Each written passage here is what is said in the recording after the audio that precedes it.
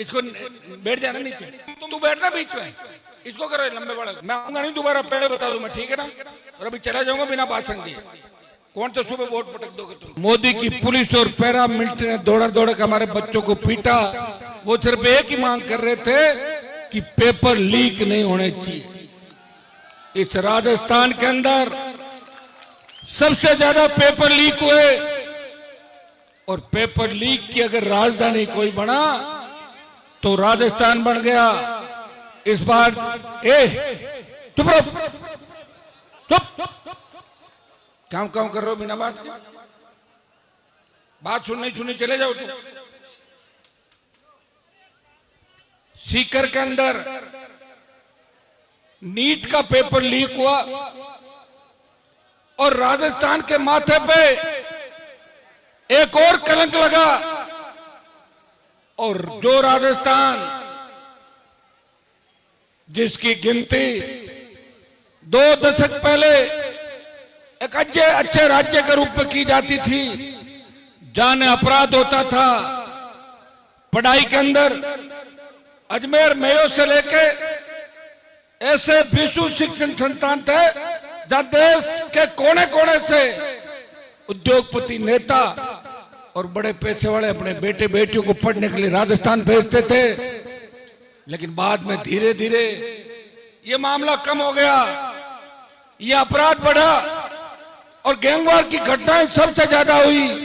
ये चूरू का इलाका, सीकर का इलाका, जहां किसान के बेटों को चुन चुन के मारा गया।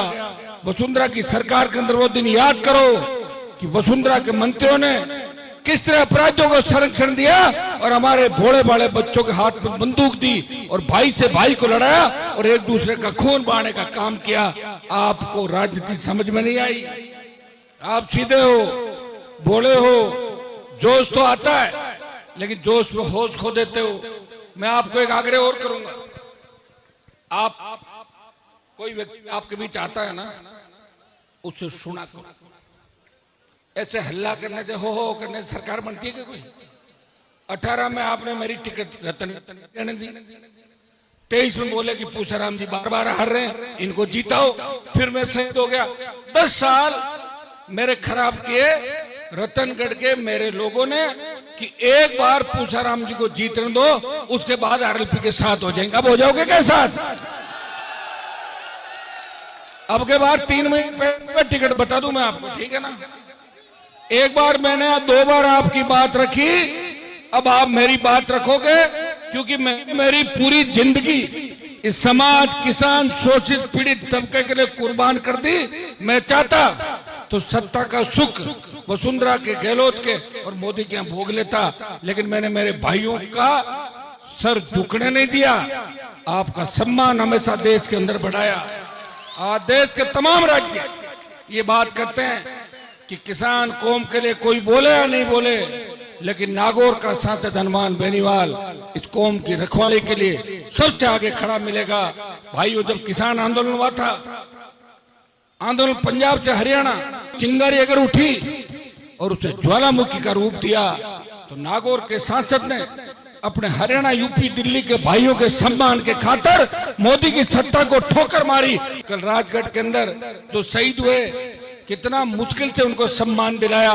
ये मीडिया का जमाना है, आप ही सारी बातें देखते हो।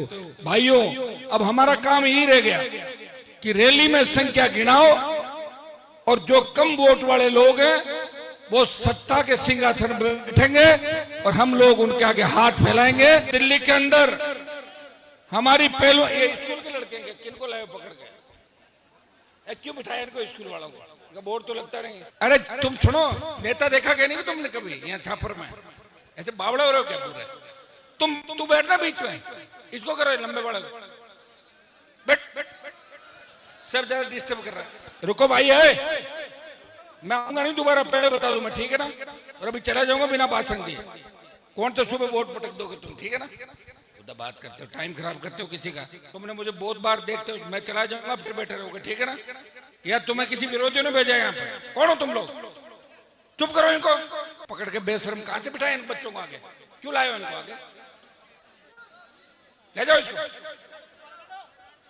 बहुत बोलता है, देखो यार, छोड़ो तुम आयोजक लोग, मेरी बात सुनो, ऐसे कमजोर लोग हो तुम लोग, तभी तो शोषण हो रहा तुम्हारा। और इस चूरू जिले की राजनीति की वजह से मेरी दुश्मनियां हुई राजस्थान के अंदर। चूरू के लोग कमजोर थे, तुम्हें जब मारा, हनुमान बेनीवाल तुम्हारे साथ आया, तुम्हारा दुख दर्द आंसू देख के लड़ रहा हूं रात को 1 बजे। मुझे क्या पता इतने कमजोर हो।